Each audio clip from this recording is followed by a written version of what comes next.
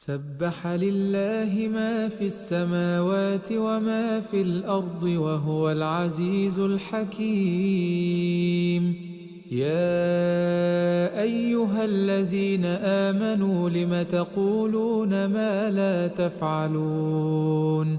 كبر مقتا عند الله أن تقولوا ما لا تفعلون. إن الله يحب الذين يقاتلون في سبيله صفا كأنهم بنيان مرصوص.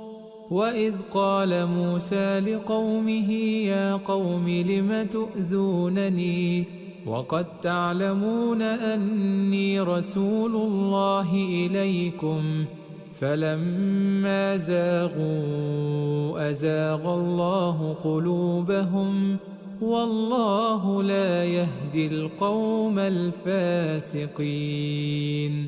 وإذ قال عيسى ابن مريم يا بني إسرائيل إني رسول الله إليكم مصدقا لما بين يدي من التوراة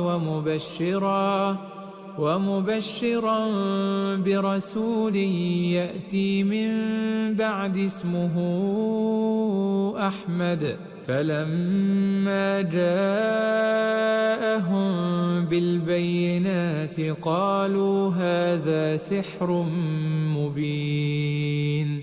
ومن أظلم ممن افترى على الله الكذب وهو يدعى إلى الإسلام والله لا يهدي القوم الظالمين.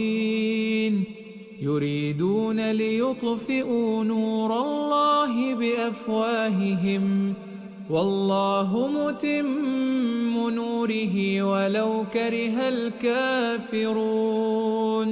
هو الذي أرسل رسوله بالهدى ودين الحق ليظهره على الدين كله ولو كره المشركون. يا أيها الذين آمنوا هل أدلكم على تجارة تنجيكم من عذاب أليم؟ تؤمنون بالله ورسوله وتجاهدون في سبيل الله بأموالكم وأنفسكم ذلكم خير لكم إن كنتم تعلمون.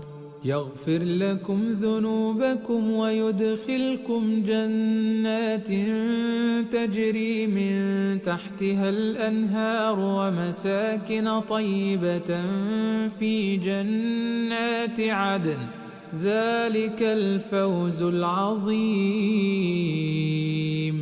وأخرى تحبونها نصر من الله وفتح قريب وبشر المؤمنين. وأخرى تحبونها نصر من الله وفتح قريب وبشر المؤمنين. يا أيها الذين آمنوا كونوا أنصار